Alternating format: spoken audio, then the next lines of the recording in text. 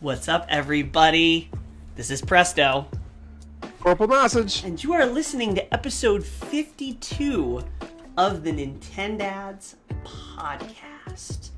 And today, we are talking about the Pokemans. Pokemon Legends Arceus is out. And we're also going to be talking about a new game that kind of came out of nowhere. Windjammers 2. Pretty sick. A pretty sick game by our friends at .emu. And then I guess we'll talk about some Monster Hunter Rise on PC, some news, some chat, some chatty topics. If you are listening in the world of Spotify or audio-only platforms, this is streamed live and recorded on Facebook. So we are going to be shouting people out that are in the live chat, like Brian, the king of dad jokes, and the other king, King George. Hello, sirs. King George. Welcome in. We do usually... What? King George says Pokemans. Pokemans. After an unsuccessful harvest, why did the farmer decide to try a career in music? Because he had a ton of sick beats. We need to involve more dad jokes in our in our episodes. George, welcome. Thank you for coming in. Welcome everyone. Yeah, we're talking about Windjammers 2, and obviously the star of the show for today is going to be Pokemon Legends Arceus. It's all anybody is talking about. Clearly, with that horrible graphic above us. I mean, amazing. Listen, it's beautiful. Amazing. Look at us. We are the legendaries now. We are the legendaries. See? I am the legend. Presto used Photoshop. It was super effective. It was super effective. It was super effective.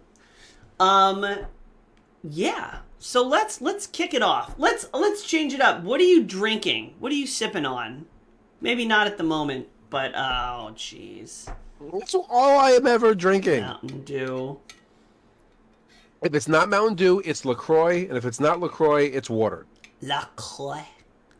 Every time we record episodes, I'm drinking water. Every time we stream, I'm drinking beer. And the rest of my life, I'm drinking coffee. Like, at any other point in life. Brian says, P.S.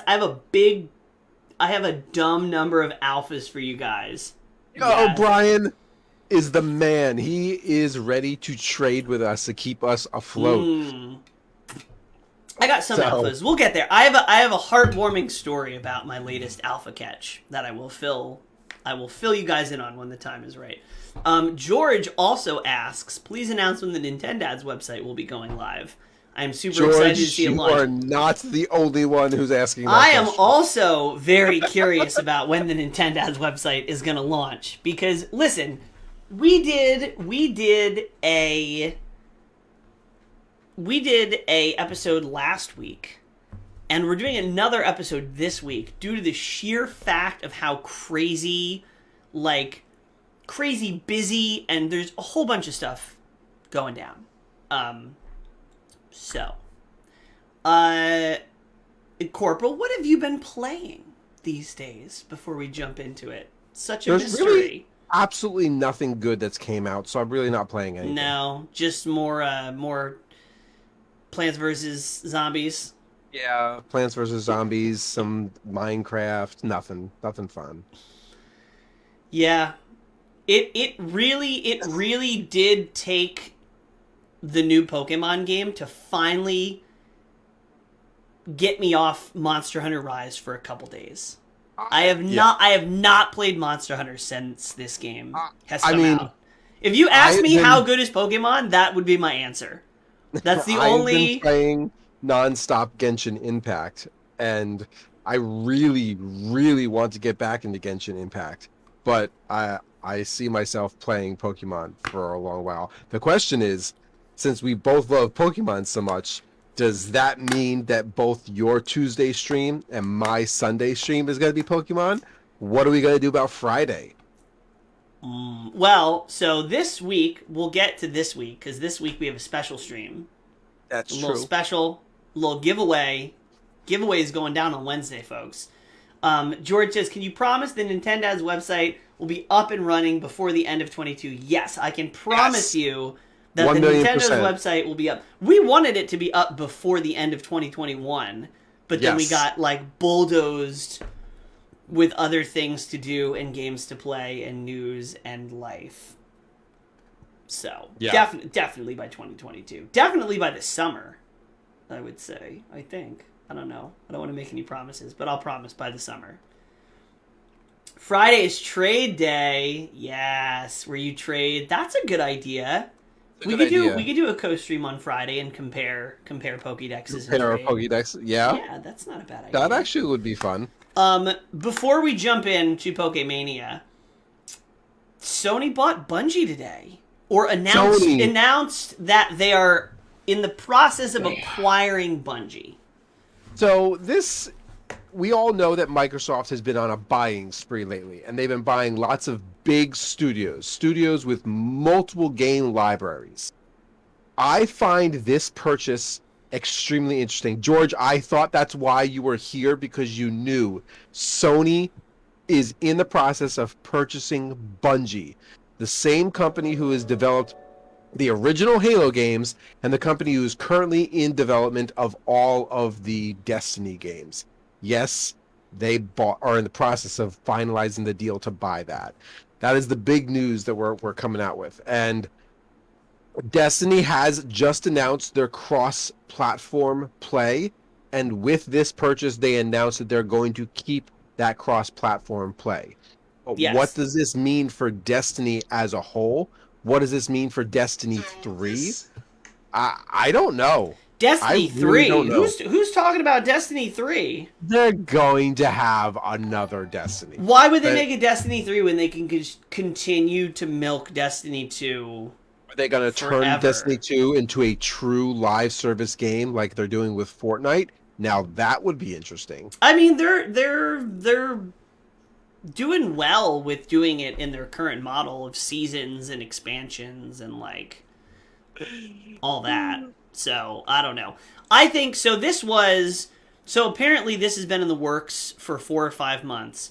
So although the timing very much seems like a reaction to Microsoft's Activision Blizzard purchase, it's not, because it was in the works before that. It is likely a response to Bethesda getting bought by Microsoft. I mean, so the reason why I have like hesitation with that being the answer, and I'm going to turn on my second screen here so I can pull something up. But the reason why I am hesitating that that's the answer is because in the purchase of Bethesda and in the purchase of Activision, I feel like Microsoft acquired multiple IPs. And we're not just talking about 2, we're talking about many They have IPs. like there's probably at least 10 between those two. Like 10 really heavy hitting like. Yes. Whereas Bungie, they made Halo, sold the Halo franchise to Microsoft, left Microsoft to stand on their own, got slammed in the rear by Activision, left Activision, stood on their own, and now go to PlayStation? Well, I mean, acquisition of Bungie is just acquisition of Destiny 2, basically, at this point.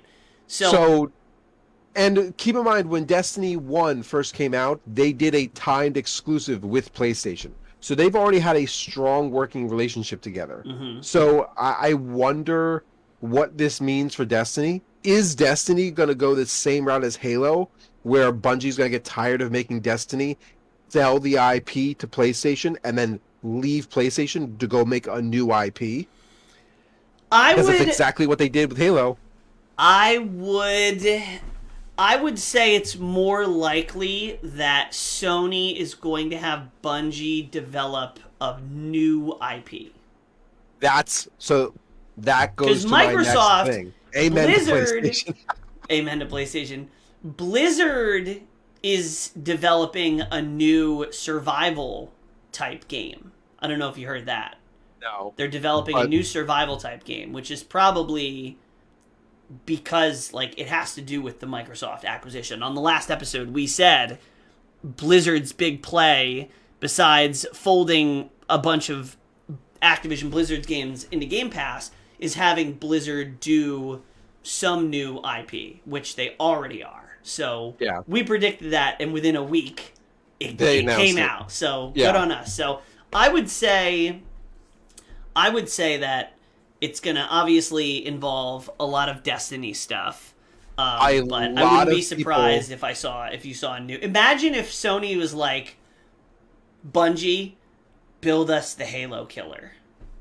I mean, that was going to be my train of thought with this whole conversation, is that Bungie created Halo, which is one of Microsoft's, if not the biggest Microsoft game ever. Well, and it was before they bought Call of Duty. And let's be honest, Halo revolutionarily changed first-person shooters and was the flagship standard for first-person shooters when Combat Evolved came out all those years ago. Yeah. So, and that was Bungie's doing.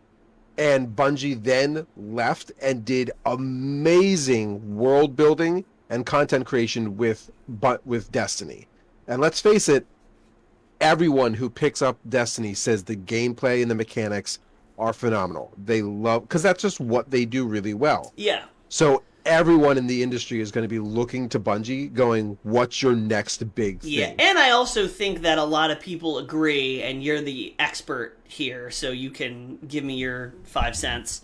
A lot of people think that Bungie made all the good Halo games, and all the 343 Halo games have been second fiddle to the ones that Bungie developed. Maybe with the exception of Infinite. From a hardcore Halo fan, I'm going to agree on story. The Halo story was phenomenally shepherded with Bungie. What 343 did, I think, were failures. With that being said, the gaming community as a whole, with the changes that Bungie was implementing to Halo Reach, there was a lot of controversy around that. So that can be a flip of a coin either way. Yeah. And the same can be said with how Destiny was released under Bungie's shepherdship. Fair. So it's hard to say. But needless to say, both games, both IPs, made a huge splash when released. So anybody who's looking at Bungie is looking for what the next splash is. Yeah. George wants to know if I have any experience playing Destiny, and he would love to see us play it. So you've talked about playing Destiny with George for a while. I have played Destiny. I enjoy playing Destiny. What I don't enjoy is the shell game of Destiny, where they go, oh, here's some gameplay, and they put it under a cup, and then there's other cups, and they go like this. And I have to figure out what parts of the game, what slivers of the game I can play for free, and what majority of the game I'll do one mission, and then it's like $80, please, and I'm like, no. I hate it. I hate that. So Destiny 1, that is exactly what happened with Activision and Destiny 1. Activision cut up the original game, rearranged things, and then blocked most of the actual gameplay behind DLC paywalls. And a year and a half later down the pike, when all of that DLC finally came available and the game got restructured to what is now Destiny 1, you can now look back and retroactively see how badly those paywalls hindered the story of what Destiny should have been. Oh god, I will pay for an expansion. Listen, how about this? You're the problem, George. George, you are the problem. George is an enabler, and I love it. So I think I have an idea. I think I have a really good idea. People I want you in that game so badly. Controlling the market with their wallets, and they need to stop allowing Listen, these we've talked about playing Destiny. It's been in our conversations before of games possibly to stream. I think I have a really good idea. A ship carrying a red paint and a ship carrying blue paint collide in the middle of the ocean. Both crews were marooned. That's great. But I have a really good idea that I think George might be pretty Brian, excited about. I'm going to start copying and Yes. posting and giving you credit for these because they are just phenomenal. I have an idea, Corporal. Yep. I think, and this is so funny that this conversation led us here. I think we should get somebody who works at Bungie on the show. I mean, I so that think we can get real world I conversation think about how this has been released. I think I'm gonna get somebody from Bungie on an episode that's gonna come out soon. Huh. I think we can make that happen. Damn You it, think George. that can George already knows. George has been watching. George has watched too many of our episodes and our streams for me to slip that by and Yeah, have without any degree of ambiguity. Yeah, There is an episode with a very special guest who may or may not work at Bungie in the near future. Probably, I don't know. This news cycle has really put a frog in my trumpet with our schedules for episodes, but I know Presto so well. Keep them coming, Brian. Keep them coming. Listen, George, listen. You got us to do a Red Moon stream. If you can get us to do a Red Moon stream, you could definitely get us to do a couple Halo streams. Preston hated Red Moon. Way easier. I had a lot of fun on that stream. Mostly watching you going to 0 HP in real life. That was a beautiful thing. Anyway, we massively digress. Let's talk about. No, I'm just to put a button. End cap. Yeah. The Bungie conversation.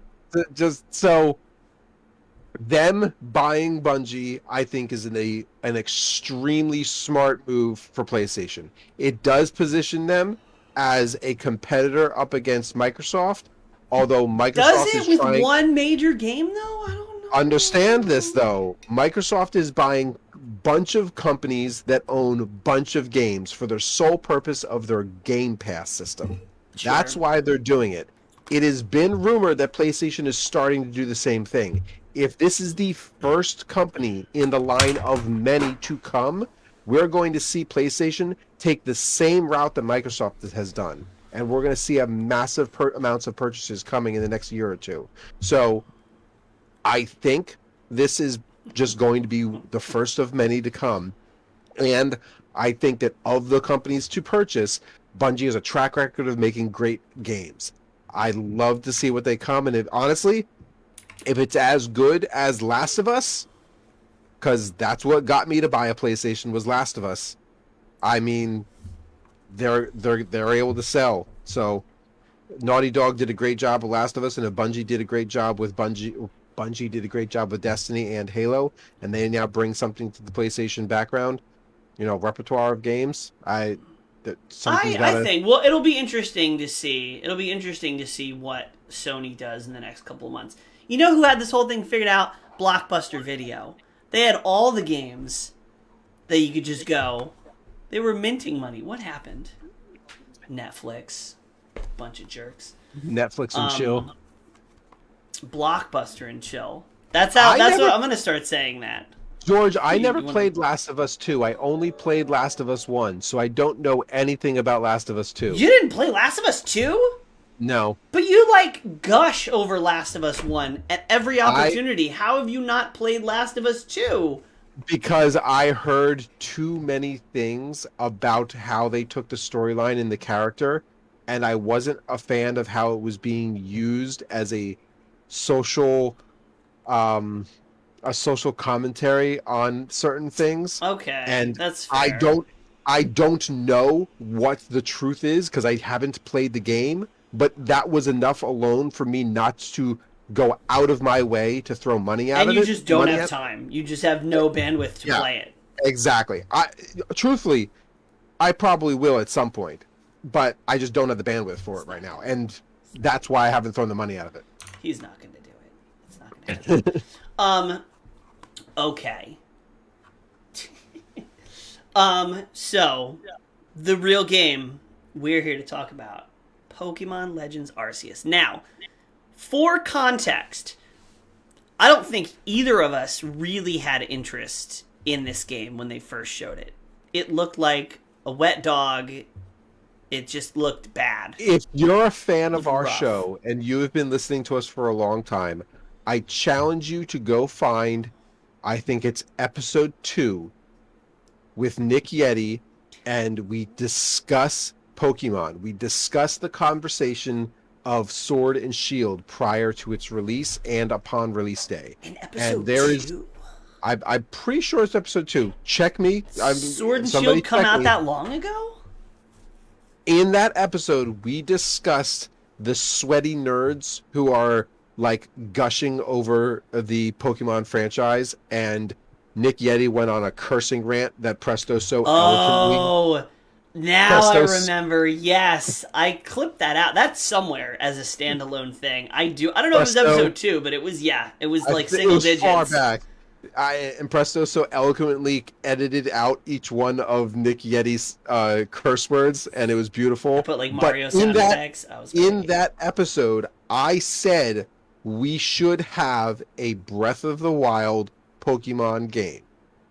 And I'll be honest with you, when I heard that Pokemon Arceus, that's another conversation. When Pokemon Legends was being announced, I didn't believe that they could pull it off. And from everything I've seen as far as advertisement goes, I was not sold that they were even able to. Yeah. So while I was very excited to get this game because I am a Pokemon fan, I did not think I was going to enjoy this. But then, somehow, And truthfully, when you and I, even a month ago, this was not Yeah. on our radar as far In as the- like being an I mean, interested purchase. even Brian here in chat, Brian, I wasn't going to play Pokemon, but no, I had to watch Corporal and Presto play.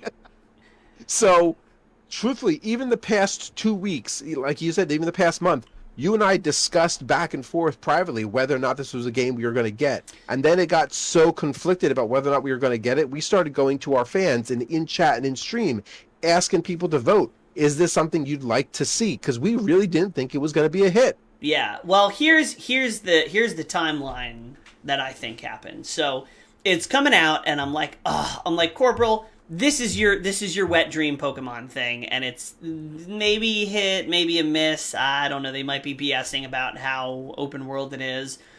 But are you gonna get it? And you're like, I don't know. I'm getting into Genshin. Halo is like starving to death in the corner. Like, I don't know. And I was still like, haven't finished playing Halo, and I'm mad about it. like, okay, we'll think about it. We'll think about it. Maybe you'll get it. But the real turn came is Nintendo sent out tons of pre-release copies of this, like weeks ahead of launch. And some people started leaking information about this game. And the leaks were what started driving me to actually be interested.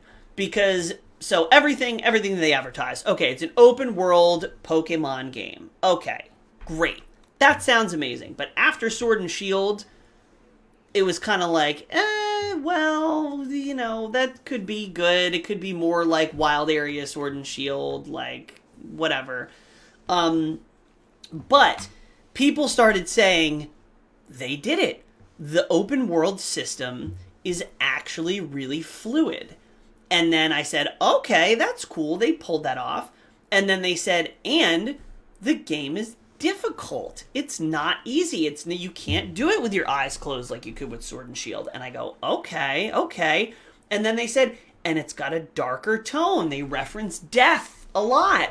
And I'm like, okay. And then they're like, yeah, it's about, 40 hours of gameplay to really go through and beat the story, not counting the end game. By the way, there's end game. And then at that point, I'm like drooling, and I'm like, Corporal, you're not getting this. We're getting this.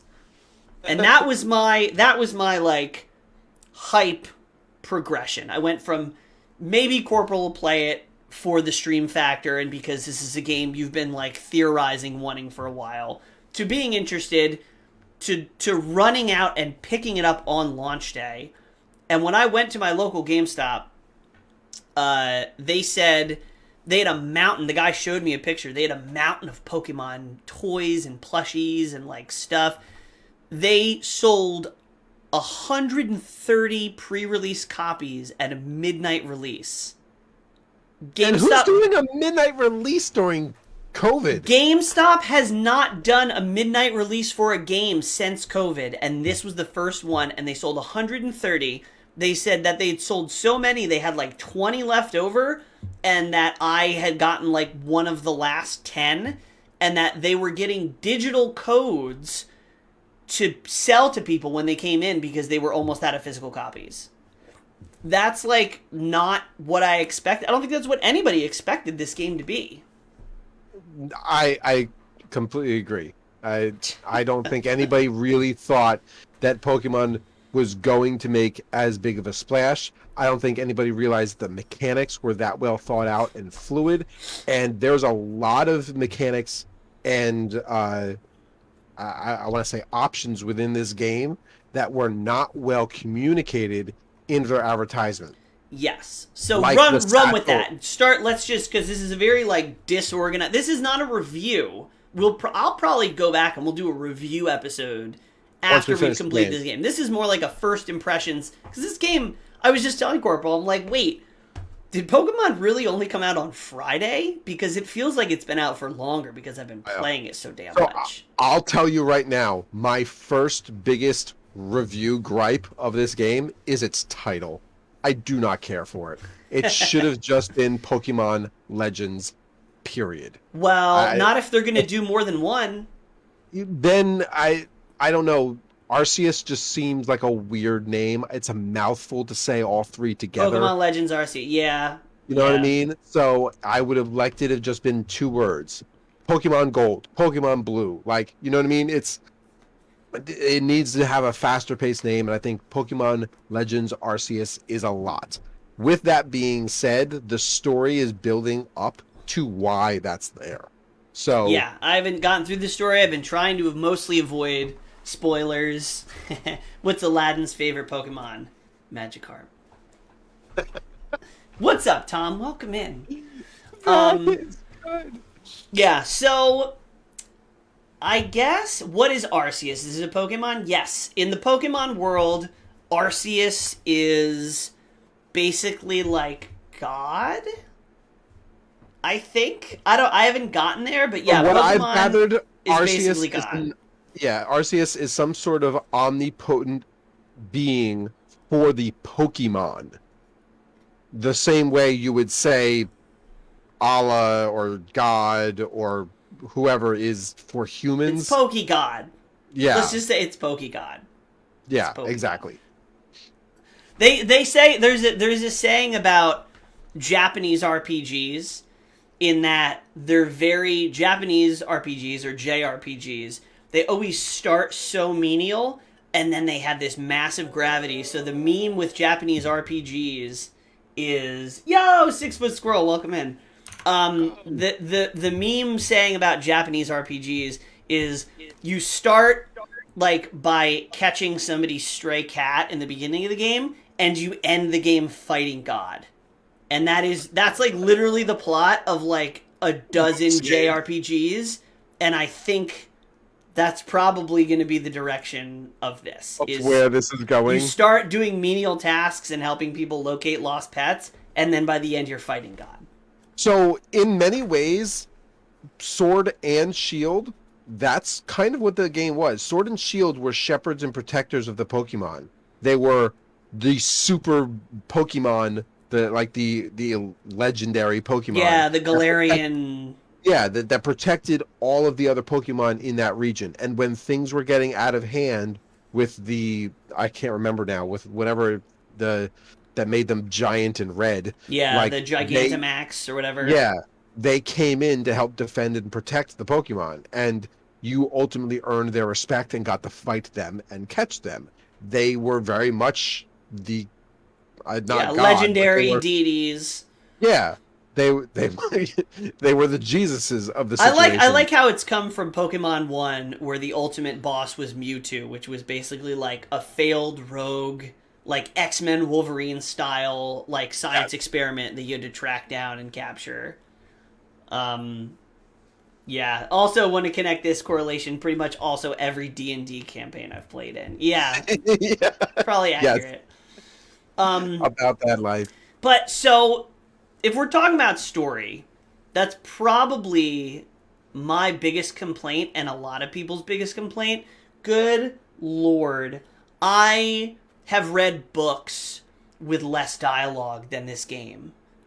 Can I Like, say you were like, "Oh, this game has 40 to 60 hours worth of gameplay until the end game," and I was like, "There's no way. That's massive." how many I hours understand. is blip, blip, blip? I now understand that it's mostly dialogue. This is the story is so text heavy. There's so many cutscenes and explanations and back and forth, and this game, like especially in the beginning, it does calm down, and once you kind of get out of like the tutorial, which is way longer than it needs to be, once you get out of the tutorial, you are very much allowed to dictate the pace as to when you get locked into 10 minutes of nonsense cutscene. And the story is definitely better than other Pokemon stories. It's darker. Pokemon are not friends. This isn't the power of friendship. It's like Pokemon are dangerous. They mentioned within the first 10 minutes, Pokemon are terrifying creatures. Pokemon are scary ass things. If you don't do us this favor, we're kicking you out in the village and you're probably going to die. Like, that's what they said. And I was like, hell yes, this is great. Like, I don't like sitting through 3 hours of it, but it's at least better than, like... Sword and Shield was definitely a lighter, brighter, and happier Every presentation Pokemon is lighter and brighter compared to this one, and I love compared it. to this one. Yeah, this is definitely a darker turn. But once you get out into the open world, once you can kind of do that, like, you can explore and you can make a lot of progress. And I didn't realize this until, like, probably yesterday. I mean, the game's only been out since Friday. Today's Monday. Yeah. But you can really play for hours and make significant progress in the game without advancing the story. Because as you go through the open world, you have different sections of the world that you open up. But each section, like, there's no, like, low-level section. The first section has low Pokemon, and it has Pokemon that are, like, level 65 that will crush your hopes and dreams. So there's definitely room to grow, and in that, you can do a lot of leveling up and progression without having to sit through the story, which I super duper appreciate, because I definitely needed to pace out those long stretches of story. Because the story is like, you do a quest, or you do a favor, or you run from here to there, and you sit through 5 minutes of dialogue. And then you do something else menial, and you sit through 5 minutes of dialogue. And the fact that I can space it out and do it when I feel like it is like, I do really, really appreciate that. George has a quick question on the topic of Blizzard. Do you think the Diablo IP will be bought by Microsoft to be exclusive for future games and run only on Xbox and PC and not PlayStation? So the next Diablo game that's coming out is Diablo 4. And Diablo 4, I think, is far enough in development where... They did say, Microsoft did say, every contract that has already been announced, they are going to honor. So if there's already exclusivities or not exclusivities or cross plays, those contracts are going to be honored. It's going to be what the next generation of games that comes out that things could be hindered on. Yeah, so Diablo 4 will be launching for Windows, PlayStation 4, and Xbox. Yeah. So I didn't think Diablo 4 was going to happen. I thought it was going to go down with the Blizzard ship, and we were never going to see it. So we will get that. So Tom says the story, for going back to Pokemon, sounds to me like Assassin's Creed. We're open up the whole map, and side quests before the main story. I mean, you definitely can play this game that way, but there are certain points where I've already realized that like I'm not able to progress to the next section of the map until I've also progressed the story to that point. Yeah, So, a lot of the different sections of the map are locked behind story. I will say that. But you can do 2 hours of story, and then you can do 10 hours exploring the area and leveling up that the story unlocks. Diablo is a huge game that... So we tried to get into Diablo 2, and... 3 different times. We've tried to get in Diablo 3 different times. Diablo 3 on the Switch, it had a connection issue and never worked for us. Diablo 2 on the computer, which we just kind of fizzled out. And then we talked about doing Diablo 3 on the computer. No, And we for did whatever- Diablo 3 on the Switch and the computer, and then Diablo 2 on Switch. on the Switch. And for whatever reason, it's just whatever. Diablo 2, I mean, we never really circled back and did like a full review of it, but in a nutshell, I think Diablo 2 just has not aged well, and just the quality of life things in Diablo 2 are just like not Janky. there. I don't have time to like... Hopefully 4, there's going to be a lot of that type of stuff that you expect with generational changes, so it should be better. Yeah, part of the reason why I really like Diablo 3 was you could experiment, and Diablo 2 you can't experiment. You have to go online, you have to research your build, and you have to follow it to a T, and if you screw up, you have to restart your character. And that's like not very fun, because a lot of the builds are very boring until higher level. So you dads just hate. I will definitely play Diablo 4 when it comes out. I was on the fence about it because I was like, Blizzard sucks as a company, and I don't know if I can support them. But now it's Microsoft. I can just say Microsoft. No, I'll play Diablo 4. I'll play Diablo 4. I got something nice. I got all my hits in last episode. I will be nice. I'm holding you to it. Yes, Diablo 4 does look sick. I'm excited for it. George, we don't hate all of your games. I promise you, we're just very critical of them. Yes. So, Pokemon. Exploring. Tom, so I'm guessing it's like back to Pokemon. I'm guessing it's like you have to do some stories each time to unlock an ability before you go to new areas. So, Tom, not really. Well, yes and no. I'm going to say not really. Oh, yeah. No, I don't want to spoil anything. There are mounts. And, like, you can get a mount so you can ride a horse. But just like in all the other Pokemon games, you also need to, like, learn how to surf so that you can move across the water and learn how to fly. We haven't gotten that far, but I can probably say that those types of things are going to stop you from progressing forward until you learn that mount. Yeah. And that's going to be a story-based thing. And this is an interesting thing, too, is... There's a couple different ways that the world unlocks. So, yeah, so you go out, when you leave your base camp, you have to choose which, like, open world, and I think this is why a lot of people have said, oh, new Pokemon isn't truly open world, which I think that's disingenuous to say, but when you head out of your camp, you go to one of the regions around the camp. So the first region you go to is Obsidian Fields, and Obsidian Fields is huge. Who's that? Tom, thank you for liking the stream. Obsidian Fields is huge.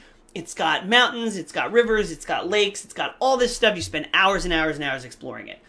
And then you do some of the story, and you unlock the next huge chunk of world. I think it's like Mire Bogs or Fire Mire Bogs or something. And that section is huge, and I don't know how many sections there are, but you basically unlock huge portions of the map like that. Now, within each huge portion, like Corporal said, there are rivers that you cannot cross without some way to swim across.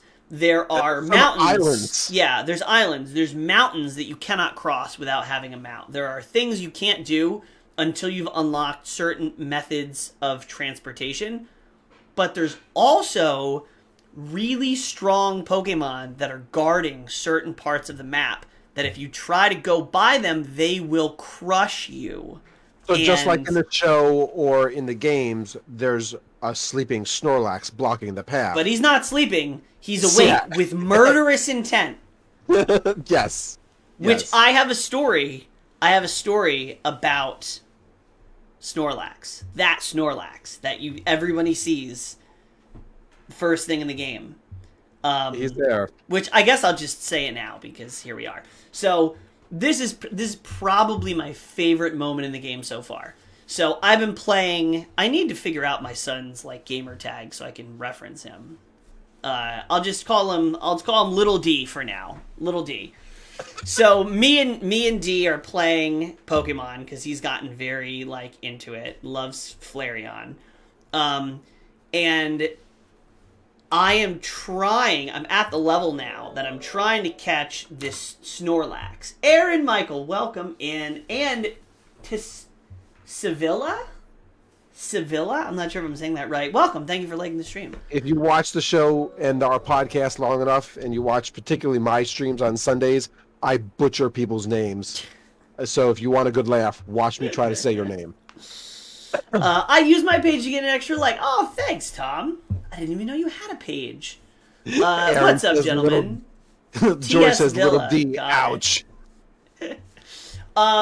So me and D, I'll just call him D then. He's 4 years old. He's getting very into Pokemon.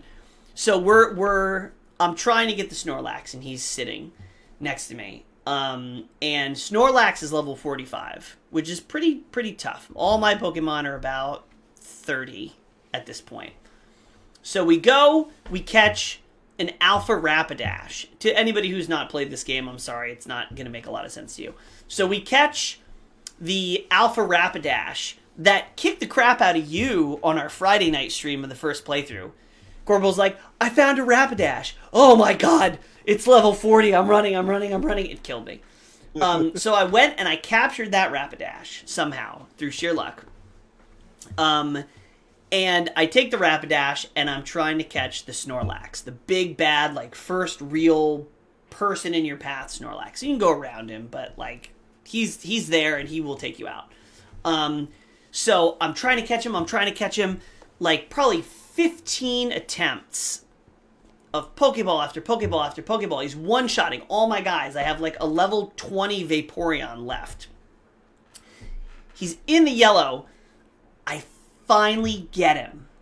Level 45 Alpha Snorlax. And me and my son are just like, wow, yes, we got him. I can't believe we got him. Oh my god. And that was like, oh, that's such a Nintendads moment. And there's not a lot of games that I've been able to play that have been like exciting that he understands that I'm also excited about. Like, yeah, Mario Kart, and oh, we crossed the finish line. But it's Mario Kart, like, who cares? This has had some really hype moments. And I think discovering which Pokemon, because every time I see a new Pokemon, I'm like, oh my god, I didn't even know they were in this game. Like, after getting past the Snorlax, and then I saw a Gyarados in the sky, flying. And I'm like, what? A, Gyarados is in this game, yay. B, I didn't know that's what they did. Yeah. It's just flying in the sky. Yep. Oh, man. Jeremy, welcome in. Got carded in the liquor store, and your Blockbuster card fell out, and the cashier said, never mind. Respect, you will always remember. Yes. Hey, King George. Oh, God. Take a drink every time you guys say the word Pokemon. Word Pokemon. Oh, my God. I'm going to have to leave to go to the bathroom. Respect. That moment will always be with you. Now to the ages. Yep. Your dad just made a dad joke in our chat, and I fully appreciate that. Bernie. She doesn't have to have Snorlax tonight or dream of a Rapidash.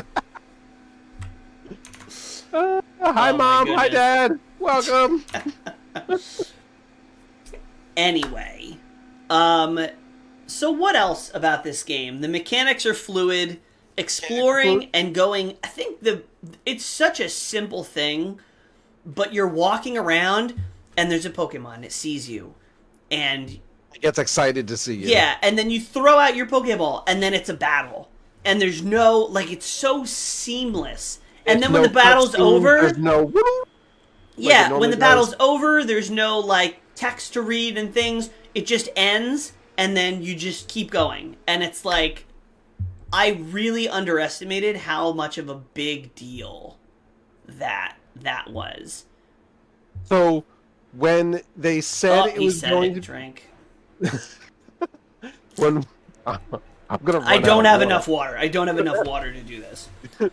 When they said it was going to be an open world fluid game, I was hesitant about how they were going to do that, because every single prior game there was that cutscene, that woo thing where it translates to where the fighting mechanic happens. So they did this really well. Yeah. I also think that the ability for you as the player to walk around the battle while the Pokemon are actually fighting in front of you is very reminiscent of the TV show and Ash Ketchum like moving around and shouting at Pikachu to do this and that. Yeah. So like I thought that was a beautiful aspect that they added to the game. Also, the attack animations, I guess, I don't know, I can't really remember like Sword and Shield. Like there were a couple attacks that were like had some pretty cool animations, especially in the like the Gigantamax battles, but like this is the first Pokemon game that I've seen where like you can see it very much reminds me of the first time that we played Pokemon Stadium, in that you see the Pokemon doing an attack, because it's not like Rattata used tackle and he like jerks forward and then the other Pokemon gets hit. Now it's like when your Pokemon uses tackle, it runs and it tackles, it physically takes its body and slams into the other Pokemon. And if it's Ice Beam, it shoots a beam of ice and you see it connect and you see the other Pokemon. Like, the battle animations add that little extra layer of immersion that's like sick. Like it's so good. Sword and Shield definitely did stuff like that. Not as well, but they did that. And I'm glad to see that they just taking it that much step further. Yeah. As a company, they're definitely expanding on what they're able to do. And a lot of people are like talking about like, oh, the mechanics are great, but the graphics are bad. Well, so yes. What are we transitioning into from the sweet to the sour already? I think let's gush a little bit more before we go there. I've already put in sour because I don't care for the name, and we don't care for the dialogue. So the sour is out. Yeah, I guess. So this game looks. There are certain parts of this game that look gorgeous. The attack animations look gorgeous. A lot of the Pokemon look great. Some of the landscapes you look and it looks beautiful. There are other times where there is like borderline, like I can't even believe that some of the things are in a AAA title. Like I was chasing a Pokemon before, and it went into the water, and as it went into the water, I could see a weird outline around its graphic where like the Pokemon graphic ended and then the water texture began, and I was like, oof, that looks rough. That looks very rough. Oh my goodness, what is going on? This is going towards Presto's Destiny expansion pack. However, I won't mind if a limoncello comes out of the freezer or an IPA beer. George, thank you very much for the 500 stars, my friends. George. You know what? I will open a beer for you. I'll do that. Corporal, bash the graphics without me. I'll be right back. So, while Presto runs downstairs to the fridge, I posted on the Nintendads group, and I wanted to get everybody's reaction. We got a lot of engagement talking about the graphics. We talked about how Mario Odyssey and Breath of the Wild both came out in 2017, and Breath of the Wild particularly was noted for some of its amazing and beautiful landscapes. And then comparing that, because it's the game that's the most comparable, to this game, how some of the graphics are clunky and the fidelity of the pixels are not there and the detail is just lost. The trees are not as lush. The clouds almost look like they're like painted on top of a scenery background. And our very own Nick Yeti brought up a very interesting comment that I thought may be one of the reasons to this. And I'll just read his comment for those of you who didn't get a chance to see it. But Nick Yeti says, I think I may have a bit of a theory as to why the graphics are the way they are. Notice when you go into battle, you don't partition into a battle area. It just gates you where you are, as if it gates you to change the rules of the world around you, fading out non-battling Pokemon, calculating your battle, and etc. Even when you get spotted, it changes the rules and potentially the rules of engagement. This processing, allowing the gameplay to be surprisingly fluid, may make it difficult for the Switch, an old console that already has known for lacking hardware, limited horsepower, yeah, to be able to process these complexities with a static environment and features. So what he's referring to here is like when you go into a battle with one of the other Pokemon, you'll notice that some of the Pokemon that are in the further distance will fade away. Some of the finer details of the graphics will also, I'm going to say, smudge or muffle. Yeah, so because you're constricted to what's going on around you, and it's around you. And he makes a good point. A lot of the background processing that has to happen in order to create that type of interaction by itself may be too much for the Switch's hardware. And I would say that's a completely fair trade. If we can have, if the cost of the seamless transitions and everything basically happening in one space, if the cost of that is the jank graphics and low quality textures that we're seeing, I will make that trade every single day. Now, I think that's fair. Say that the glass is half full. I'm going to go ahead and make the argument that the art style was on purpose. It is a part of the Pokemon charm. And if you look back at every single prior Pokemon, the art style is a choice. Just like in Breath of the Wild, the cartoony art style was a choice.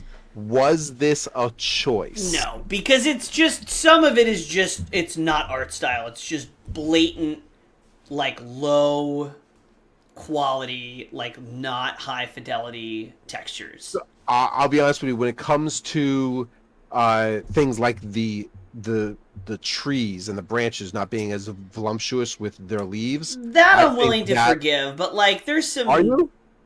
See, for me, the trees and like how they swayed and the grass movement, like all of that is what made Breath of the Wild so real. That's fair. That's fair. Hold on, I have to answer King George. King George says, "Yeah, you're back in drink," because I didn't incentivize it. I didn't say if you donate, I'll grab a beer, because we're not allowed to do that. But I will cheers you for giving stars. We're back on our tart deer bullshit. We got the Trogs Blood Orange Tart Ale. Oh my god. Blood Orange Tart. Interesting. Oh my gosh, it's so good, but it's not. It's never going to be in focus with the lights that I have. No. Oh, maybe I'm wrong. Yeah, this is, it's so light and delicious. Oh, it's delicious. Cheers to you, King George. Thank you for the 500. King George, thank you. Very kind of you.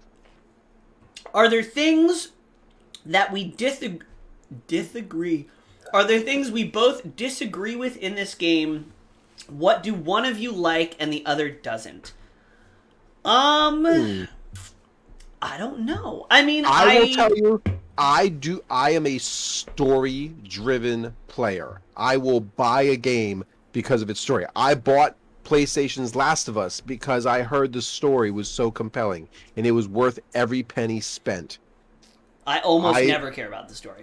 You never care. So me and Presto, complete opposites in that regard. So I'll agree that while there is too much dialogue in this game, I do not mind the dialogue as much as Presto does. I don't mind the story. I think there was a lot of moments in Sword and Shield where I was like cringing because it was like very, and I mean it's Pokemon, right? It's every Pokemon has that tone, and that's just what it is. It's who it's meant for. It's meant mostly to appeal to a younger audience, so that's fine. That's part of the package deal.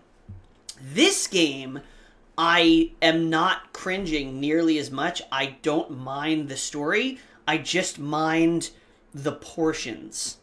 I don't mind the meal, but I don't want to sit down to a 5-course meal for every meal. That's the best way I can describe it. Of course, I have to relate it to food. That's food. It wouldn't be an episode if I didn't. But yes, the story is tasty, but it's being force-fed to me in quantities that I don't necessarily want to eat every single sitting.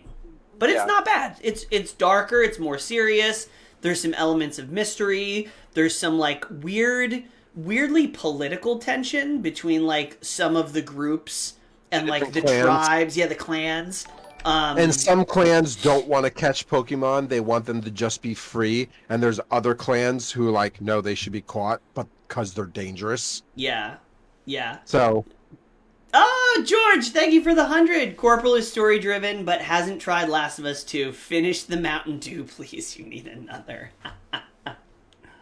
Yeah, Corporal, you know what? You know what would really free up your time, your free time, so you can play Last of Us 2? If you just stop sleeping. I mean, I do that already. Yeah, I don't know if there's anything so divisive in the new Pokemon game that we are really disagreeing on. I mean, the good points of the game are really good. The drawbacks of the game are very clear. It's the pacing and the amount of the story, and it's the graphics / performance. I don't mind the graphics as much, but I'll be honest with you, I was disappointed when it wasn't on par with Breath of the Wild. And maybe that was me setting the wrong expectations for a game without knowing what development challenges they had to go through to create this game. But that's where my expectations were, and I was disappointed by it. But I am still drastically blown away about how fluid and the mechanics of the game are, that I'm enjoying it regardless. Yeah, how do you feel about the level up and evolve systems? Yes. Okay, so I have some things to say about this. It's a good question, Tom. Thank you for bringing that up. Thank you. So you can level up. You don't have to grind battles to level up. Even if you had to grind battles, it wouldn't be that bad because of how seamless the battle system is. But there's shared XP, so leveling up is easy. Maybe too easy, although I am starting to experience in the later 20s, early 30s levels that ramp up of shared XP is slowing down a lot. Like now I'm actually seeing that it's starting to increase where I'm not leveling up like every, half an hour of play. Like it really takes some time. Because you gather resources, which is surprisingly not feeling like a chore. It's very fluid and easy. The shared XP is cool. I love that you can evolve Pokemon when you want to evolve them instead of them just evolving.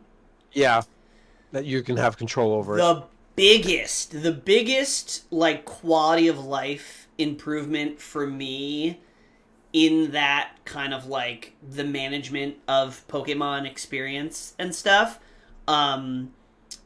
is the moves. Because when I get into a game, when I got into Sword and Shield, I tried to get into the more competitive elements of it. And no PvP is definitely a big drawback, but I totally understand why they did it. Because this Pokemon, like the battles and the rules and things function a lot differently in more dramatic swings than other Pokemon games. But the fact that each Pokemon has its pool of moves, and I don't know how much you've messed around with this yet, Corporal. Oh. Any Pokemon, you can go to check moves or change moves, and you have a list of all the Pokemon moves, all the moves that your Pokemon knows. And you can freely swap them in previous games, you had to forget a move to learn a new move. In this, you level up, you learn moves, it's just a list, and you can manage, okay, out of the 10 moves that my, Snorlax knows, I want these 4. And there's no cost, there's no nothing. You just swap them out whenever you want. And that is amazing. That's such a big deal for people who want to optimize and geek out about type coverage and stab moves and things like that. Does that, and I don't know because I haven't messed with it, but does that create an unfair, or not, I don't want to say an unfair advantage, but maybe make the game too easy where you can put your strongest movesets and there's no repercussion for making that change? I don't think so, because in general, if you're going to have a Pokemon, if you have an optimized moveset that you have in mind, you're going to optimize for that moveset no matter what. I think this does the opposite. I think this encourages experimentation. And you don't... Decisions about what moves your Pokemon knows or learns or has equipped has less weight. Because you can be like, oh, this move, yeah, I want to try this out. I want to see what it does. I'll see if it works out. If it doesn't, I can just swap it out. It's like there's no commitment, which is fantastic. I'd like to see, because like the alpha Pokemon, the ones that I've came across with in the first like hour or two of the gameplay, level 35, level 45. And they're tough, but I'm also a level 10. Level 45 seems like it's pretty close to halfway to 100. How high does this go? 40 hours of gameplay. Is level 100 enough if I'm already seeing a level 45 an hour into the game? Like, I'm very curious about what the longevity of this is. So, here's the thing, and the Snorlax is the perfect example. So, I was fighting the level 45 Snorlax with my level 40 Rapidash. So, a 5-level difference. My Rapidash was like paper mache to this wild Pokemon. Not... Was that because it was a type difference against each other? Snorlax is a normal type. Rapidash is a fire type. There was no interaction between type effectiveness. But I would use what is it? The flame attack. That's like 100 rate power. Super strong. I would use one of the strongest fire attacks in the game and maybe take off a quarter of this Snorlax's health. It was gnarly. This thing chewed through my team several times. The numbers progressively scale as they you go scale up. An alpha Pokemon. So if you look at your Pokemon stats as you're looking, you see, you have the rating of like 1, 2, 3. Yep. Alpha Pokemon have way higher base stats. If you have a level 10 alpha and a level 10, the level 10 alpha will steamroll the regular level 10. They are significantly stronger. Okay. And I don't know like if I fought that Snorlax with the same Snorlax, I don't even know if you can do that. But if you were fighting, like, I don't know if it gets downscaled after you capture them, so they're always tougher in the wild. But yeah, because I kind of thought the same thing. I was like, oh, level 45. Like, am I halfway through like what my potential Pokemon are? But I don't think so. I don't think so, because that level 40 versus 45 did not feel like I was extremely, extremely lucky to catch the level 45. Yeah.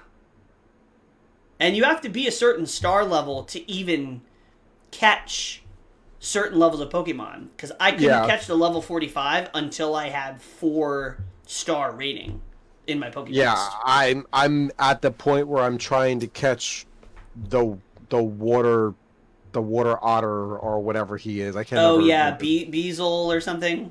Yeah, I gotta catch him to show the size difference between the little one and the larger one, or what have you. Tom said, how do you know it's an alpha? Do they look slightly different? They look a lot different. So in the wild... They're bigger. They have a lot bigger. Like triple size. I'm gonna crunch my Mountain Dew can to like a normal Pokemon size, and then your alpha Pokemon size. Yeah, the Like alphas are seriously, significantly bigger even after you capture them, because yeah, you can set your Pokemon out and they're just be like in the world. And when they are in the wild, they have like glowing red eyes you can see from yeah. very far away. So it's a huge difference. Alex said they are 50% stronger than normal. Is that true? Is that a I fact? I have not looked at the 50%? stats. I haven't looked at the stats, Alex, so I really don't know. But I'm gonna take your word for it. 50%. That That if I that's mean, true, big if true. Big if true. I mean, it probably is. But if it is, that also means you're going to want to form an entire team of alphas to go up against the true Wait till you bad get guy. to the level 85 Narchomp. Ooh. Oh, that Right? sounds Because, well, dangerous. that's a good point. Because to your point, oh, King George with the hundo. King George has a 100-star rating and is now catching Corporal, who's level 45. If he can grab the skull bottle in his room and taste the liquid for your enjoyment. So, all right. Listen, do you see? There's no star rewards listed anywhere, so we are not obligated to drink for monetary compensation. That is my big fat disclaimer. Oh, yes! The This horn. was a Christmas present that was given to me by Ascension. By the It's way, for those listening and not watching, this is a black, like marbled Viking style horn that was definitely taken off a mythical creature. it even comes with the bottom half of the horn has been carved out for a holding Nice. spot, so What it stays creature? still. I don't know what kind of creature. I don't know either. But George, as you can see, the skull's spot has been vacated, but he hasn't been forgotten. He is still here. Again, you are not required to. We are under no legal obligation. Legal obligation. Um, I will say to Alex's point. So if alpha Pokemon are significantly stronger, then that means towards the end of the game, um, towards the end of the game, you're going to reach a point where you have say level 100 is the cap, right? Eventually you're going to reach a point where you have level 100 alpha Pokemon and you are not going to be able to level match those Pokemon. Which is interesting because then you're really going to have to get tricky and strategic with what you come to that fight with, right? Because a level 100 alpha, I'm assuming, is pretty much going to one-shot anything that's not type advantaged or like has crazy regular or special defensive stats. I'm sorry, I'm holding up your moment. So Tom says that this is a Minotaur horn. I'll take it. Okay, wait, George, what is your favorite Pokemon? King George, what is your favorite Pokemon and why is it Slowking? Because it's a king. It's the only Pokemon with like a king thing going on. I used the water to rinse out the horn, but I drank the water, so there's no water in it. It's just Did skull. it taste like... What animal did it taste like? It had some dust in it. It was a little grainy. Great. Where's Brian? We need some sort of dad joke, or we need a Dad cheer. joke tears. Yes. I don't have any dad joke cheers. That's not in my repertoire. But yeah, I am very curious. I know I could look up what the end game is, but I really do want to cheers. King George. It's been a while since I've done that. I really do want to natively discover. Oh, Kingler. That's a good point. Kingler, yeah. Charizard, or however you spell it, because it is super rare in the card game. Hold that thought for just a moment. So Charizard is actually my favorite as well. And I mean, we're going to talk about this slightly later, but Charizard was my all-time favorite. It's what I usually play in Pokemon Smash when I'm fighting against Presto, and I try to dominate as a tank. But I am a fire-based guy anyway, and I love me some Char. So, fun fact, your boy got Broad that holographic Charizard right there. boy brought the Char. Yes. Why do you still have the cards, Yes, I man? do. Look at this. Yo, you don't even know. This is a thing for another episode. Look at this. I got every Eevee evolution, holographic. I got it all. Tom I says got- his favorite would be Gyarados. Gyarados is Look a at I got you don't bad even mammoth know. mammoth. You don't even know what's in this stack. You don't even know what's in this stack. Maybe we'll do a reveal of what's in Presto's remaining Pokemon collection. So quick story about this. So when we were growing up on an island, which shall remain nameless, so we don't get stalked down, we lived on an island, and we would trade Pokemon. Here's another 100. Please let both of you toast with the skull and IPA to celebrate. Yes, cheers to Charizard. Thank you for the 100 stars, George. Hold on. I gotta get my. You unlocked a story. So growing up, I had this exact container, right? This is it's like from some water park. It is a waterproof lanyard. It's like airtight. It's a little gasket seal and everything. Hold up your drink and let's have a cheer, because I Yes. think he wants. Cheers to Charizard and card games. We collected Pokemon cards as a kid, and all 90s kids did. And I kept my most valuable Pokemon cards in this lanyard that I would wear around my neck when I was biking to Corporal's house. And everybody made fun of me for this thing. Everybody said, "But just keep it with the rest of your cards. Like, that's so stupid. Why you can't?" And I go, "No, I got to keep them in an airtight container, like they're safe in here." So, fast forward, the town we grew up in got destroyed by Hurricane Sandy. What was that? 2000? I don't know. It was a while ago. It was a long time ago. So Hurricane Sandy gets destroyed. Or Hurricane Sandy destroys our hometown, basically. 2012. All of my Pokemon cards are in my parents' basement in storage. And the basement gets totally flooded out. My PlayStation 2 and my GameCube get floated out in the backyard. So I come to help them do some construction renovation. I'm picking up parts of my childhood out of the backyard. Oh god, emotional damage. It was rough. But what do I see in the backyard strewn among the rubble is my Pokemon cards saved by the stupid waterproof container I kept them in. And that is the only reason, these are the only remains of my Pokemon cards, because I kept them in this obnoxious tank of a storage thing. So, that's the story about why I have this. I've already looked this up. It is from the original run, but it's not first edition, and I played with this as a kid, so I don't think it's worth very much money. It's worth more money.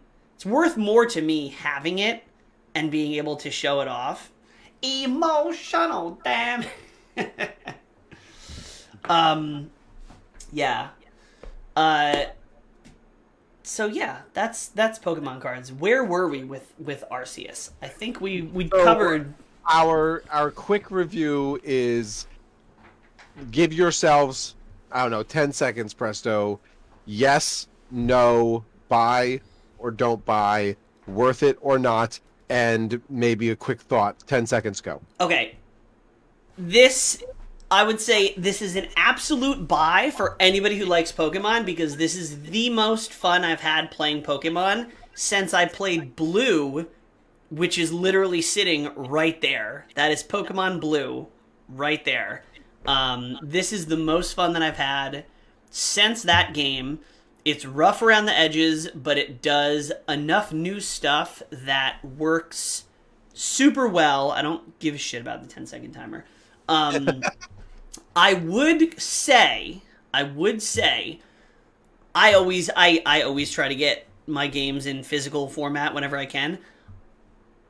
Not having played through the entire game and not knowing what the end game looks like, I would still recommend buying this in physical copy because I don't know what the whole game looks like. If I get to the end of it and I've put 40 or 50 hours into it and I've done everything I need to do and I've beaten everything and there's nothing left for me to do, I might sell it. Who knows? I don't know what the replay value of this is going to be. I'm assuming it's going to be pretty good because it's an open world game and there's a lot of variation and randomness to it.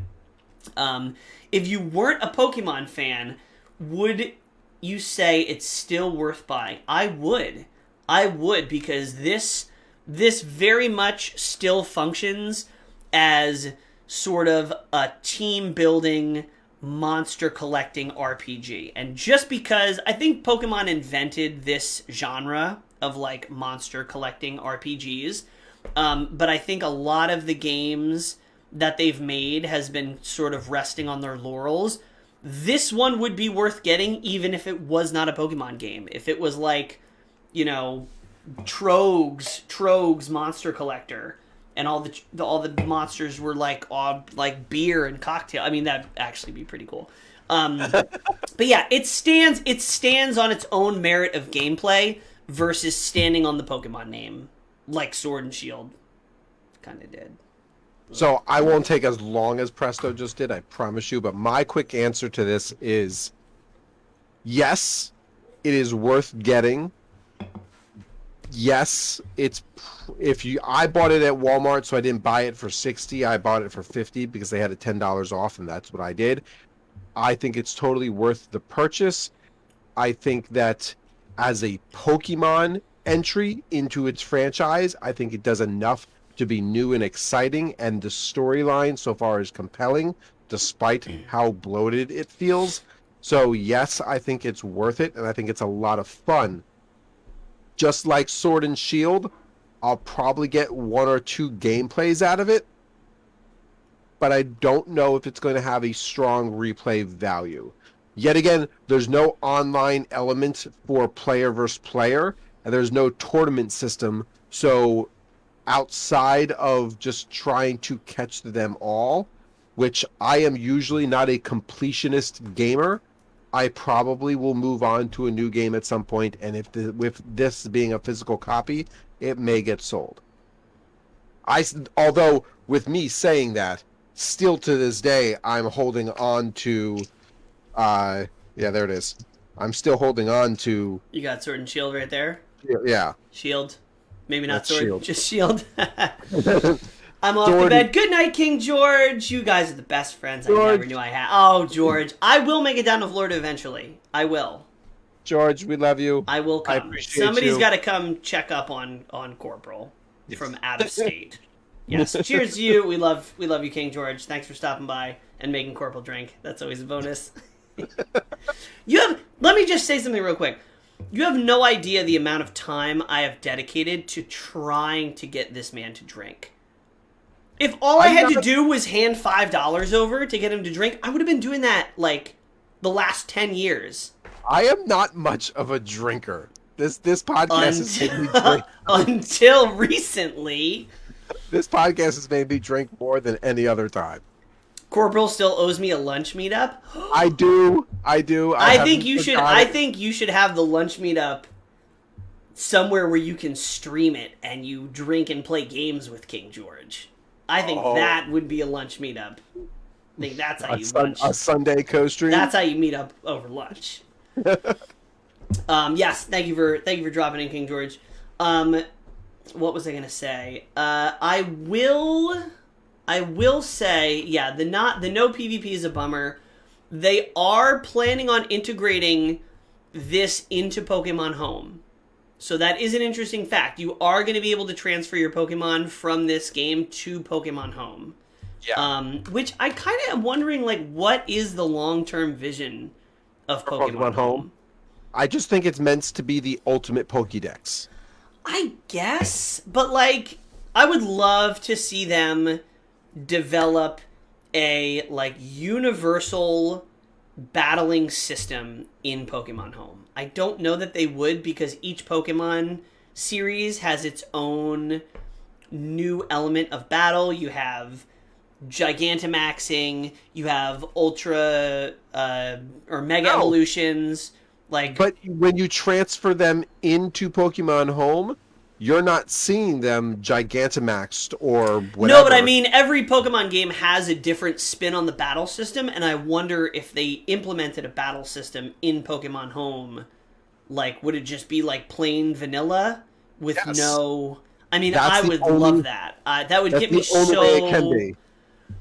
If Pokemon Home had a battle system, because I know you can trade. If every Pokemon game available on the Switch, so the new Diamond and Pearl remakes, Let's Go Pikachu and Eevee, Sword and Shield, if every Pokemon game on the Switch and Go, because Go has access to Home, if it had universal access, everything could go freely into Pokemon Home, and there was a battle system in Pokemon Home, I would be so much more incentivized to play other Pokemon games.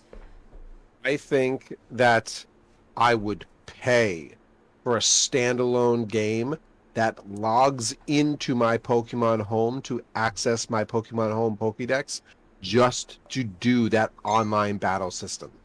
Yeah, well, technically you can transfer Pokemon from Pokemon Home into Sword and Shield and then battle them in Sword and Shield, but Not every Pokemon is able to be transferred into Pokemon Sword and Shield.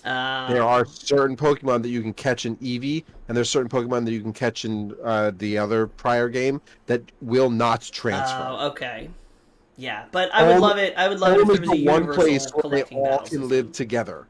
Home is the only platform where all the Pokemon can live together. So they need to make a new game that is purely just an online battle system.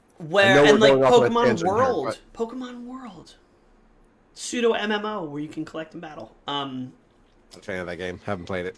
Ever since you do No, this, I'm I'm like, saying okay. that they should make that. Yeah. I will say one final note on the topic of this, like PvP and collecting and stuff.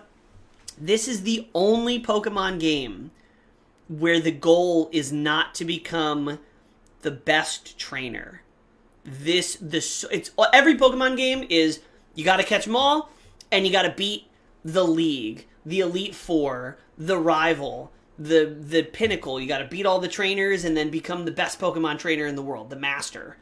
This does not have that element. This does not have PvP, and it doesn't have really any like you have rivals, like you battle other trainers, but the sole emphasis of this game is completing the first Pokédex in the past. And I think that sort of pure element and focus on that really works for it. I'm still bummed there's no PvP, but part of me is almost relieved because if this had PvP, I know I would be playing this with that end goal in mind. Yeah. And I would put a more heavy emphasis on optimization versus experimentation and creativity, because I'll tell you right now, I will have a badass team of Gen 1 alphas. I will do it. I'm getting close. I have Snorlax. I have You caught Pikachu the other day. You caught got Pikachu. Rapidash. Maybe not Alpha Gen 1, but definitely Alpha. Yeah, I have Mhm. Snorlax. I have Pikachu. Um, Rapidash. Rapidash. Yeah, I know Gyarados is flying around Yeah, like a I tried SpaceX in my satellite somewhere. solo Sunday stream. I tried throwing many a Pokeball at Gyarados, and JoJo and Ryan, her husband, I think, Yeah, yeah. came into chat, and Ryan was like, "He can be caught." You need a feather So ball. You need a feather ball. yes, yeah, You need the feather ball. I think you haven't unlock those gotten there. I think you unlock them at star rank 3. Okay, So hustle. haven't gotten that far. Anyway, so before we creep into crazy long timeline for this episode, the other part of this episode is another game that came out for Switch, which was sort of equally unexpected in the amount that I am enjoying it. But that is, how do I have this? That is this little gem right here, Windjammers 2. This game is a riot. It's so fun. So Windjammers 2. So Windjammers is a sort of, it's an old arcade game from the 90s. And it's sort of this made-up sport that's a cross between Pong and volleyball, I guess, where it's like you have a flying disc, you have like a frisbee, and you have to throw it into the other person's goal over a net. And you can spike it, you can do loop-de-doo shots, you can do all this stuff. And one of my favorite, and I think one of Corporal's too, one of our favorite studios, Emu, the people who brought you Streets of Rage 4, and are currently developing the new Teenage Mutant Ninja Turtle game, Shredder's Revenge, made this game. They're like, they've really found their niche in finding like older games to like make new. Yeah. So they released this game, I guess it was almost 2 weeks ago now. Yep. We were generously provided a download code from Streamforge. And Streamforge gave us this episode. This isn't like officially sponsored. We're not obligated to say this, but Streamforge we're going to be signing up for, because Streamforge connects, it's sort of like an influencer management platform where streamers and influencers can sign up, advertisers can go and find people that have audiences that they're looking to reach. So it's a really useful tool. Anybody who streams, I would highly recommend checking out Streamforge. But they hooked us up with a couple codes, and we are going to be giving a copy of Windjammers 2 away on our Windjammer Wednesday stream, which is this upcoming Wednesday. Today is Monday. Tomorrow night, Tuesday, there will be no stream. Wednesday, I will be playing Windjammers 2, and we will be giving away a code to play probably some point early on in the stream, so that people aren't like waiting around and stuff, and so that whoever gets it can hopefully get it, download it, and then play it with me. I can kind of show them the ropes. Windjammers 2, it's very fast-paced. It's one of those things that is truly easy to pick up and hard to master. I will say I experienced a little frustration because there's not a proper tutorial. There's some really good YouTube videos out there that kind of show you the ropes. But once you get over, it's like Monster Hunter. Once you get over that initial hump of the controls and how to play and the context of what to do in what kind of situation, the game is a blast. I was playing with Dom, I think it was last week, and I had an absolute... Yo, Hero and Team Okra, welcome. Me and Dom were going back and forth. It's so funny because me and Dom are always like very similar in skill levels for these games, and we're both pretty competitive, so it's always fun to go back and forth. Me and Dom had a blast, and I posted one of the clips of our rallies. Actually, I wonder if I could just bring that up. I'm already in the last mission, collect all Pokemon to meet Arceus. Yes, I have heard that. I mean, I don't think that's a spoiler. I think that's pretty well known that that's sort of the end goal, is to collect all the Pokemon. But damn, Hero, you're at that port already? That's crazy. Clearly is loving the game and playing it a lot. That's crazy. You're blowing through this. I'm gonna see if I can pull up a clip of the rally I had between me and Dom, because it'll give you a very good idea of what Windjammers 2 is all about. Corporal, did you have a chance to play this on Game Pass? Because I know it is on Game Pass. It is on Game Pass, and I downloaded it, and you're right, there is no proper tutorial, and learning some of the movesets is slightly frustrating. But once you figure it out, there is some fast-paced rhythm to the game, there's definitely more nuance to the game that I did not get a chance to explore, but it looks like it can be fun. So if you're interested, if you like that competitive thing, you like that retro style, this is definitely something that's in your wheelhouse. We're going to do the Windjammers Wednesday stream, so hop on in with Presto and be a part of the giveaway.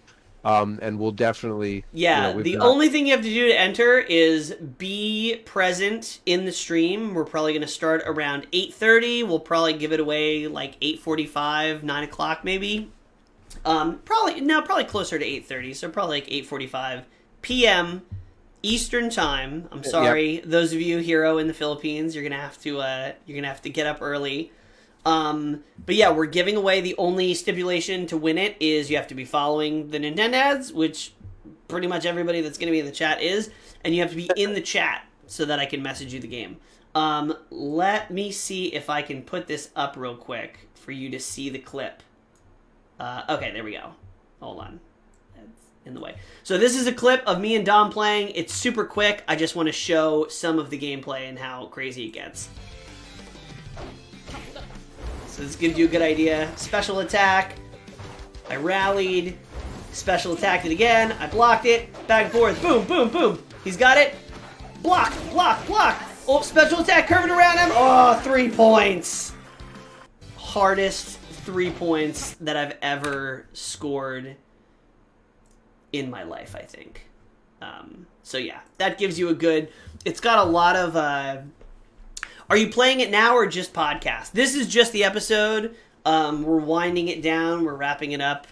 We've talked all about our almost exclusively high points. I mean, we've talked about... the dialogue, the graphics, and there was something else. The 3 things that we did not like about the Pokemon game was the dialogue, the graphics.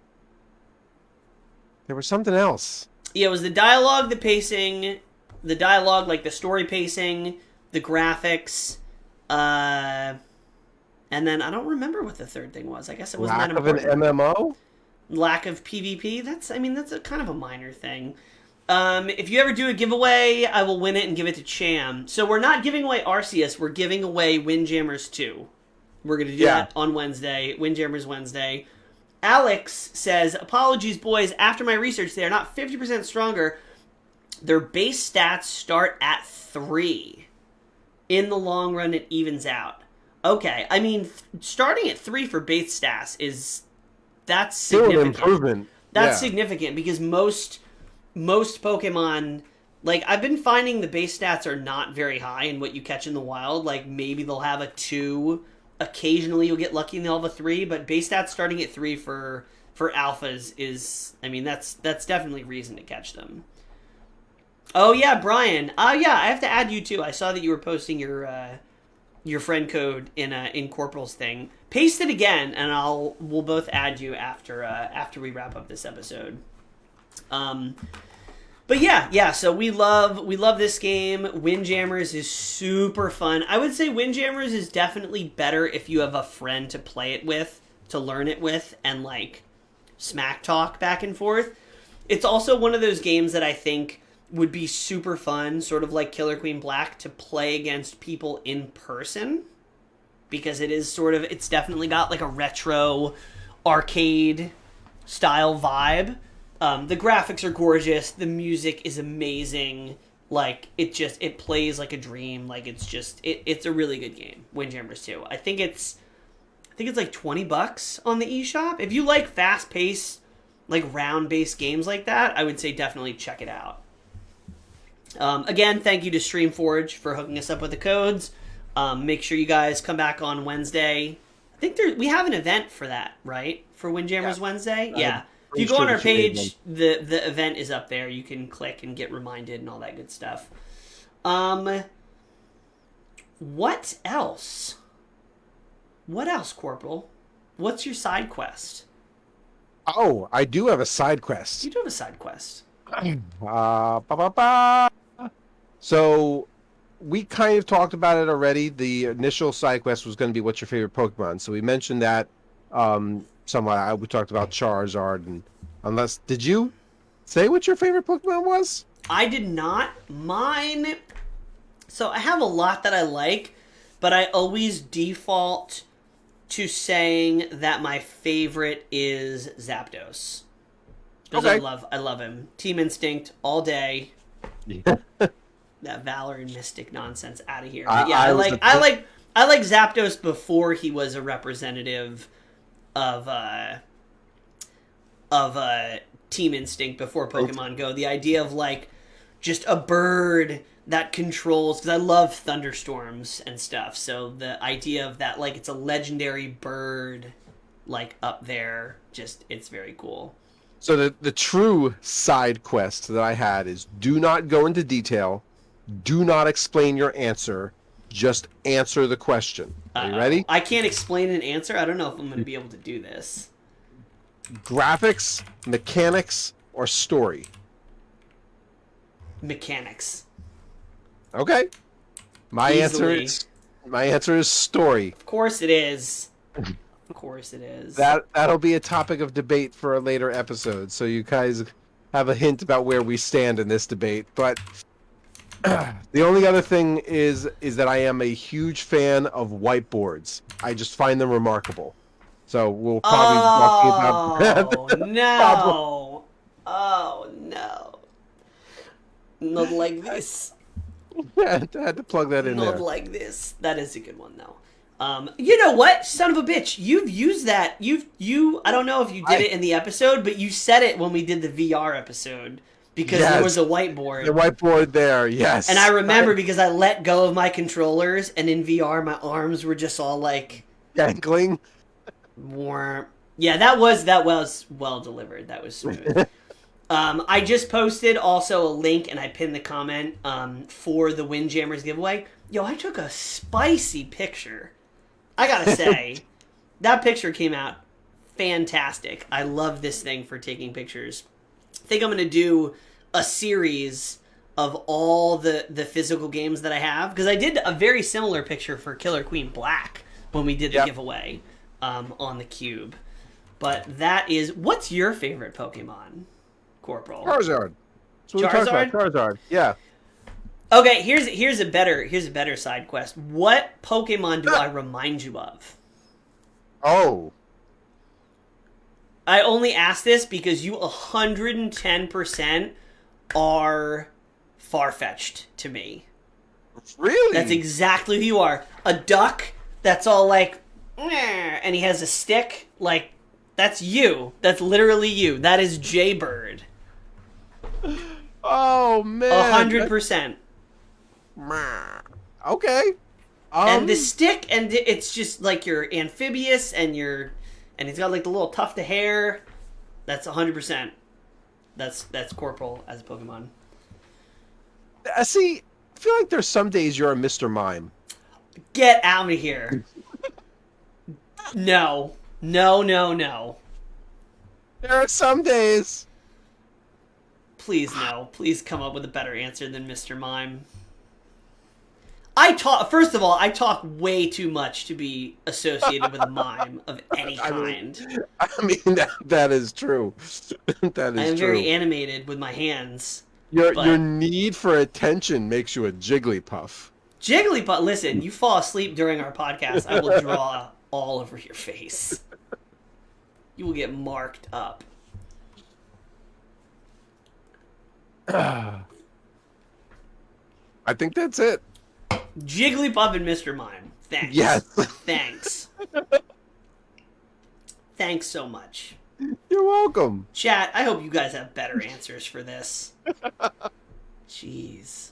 Thank you, Brian. With my current haircut, I wouldn't be offended if you called me a Tangela, because that's like sort of how I'm looking right now. But yeah, that's our episode. We will be back on Wednesday for Windjammer Wednesday. And Windjammer Wednesday. You are going to be flying solo, my far-fetched friend, on Friday. So am I? You are. I'm going to be out. I'm going to be on travels. Oh, that's right. You're going to be traveling. I didn't even put two and two together. You're gonna be flying away. Okay. Flying away like a butterfree. Well, then we're just gonna keep playing some Pokemon. Yeah, right? Jeez. Maybe I'll play Genshin because I haven't played Genshin in a while, and I've got that Genshin itch. Okay. You're gonna play Genshin over Pokemon? Okay, sure. Keep telling yourself that. Yeah. Okay, I got it. Also, I was supposed to talk about Monster Hunter on PC at some point during this episode, but I really don't have a lot to say. Monster Hunter on PC is the exact same as Monster Hunter on Switch, but a little prettier. The frame rate bump is super nice. The the textures are nice, but they're barely noticeable to me. I think the increased frame rate, running at a higher frame rate, is a lot smoother.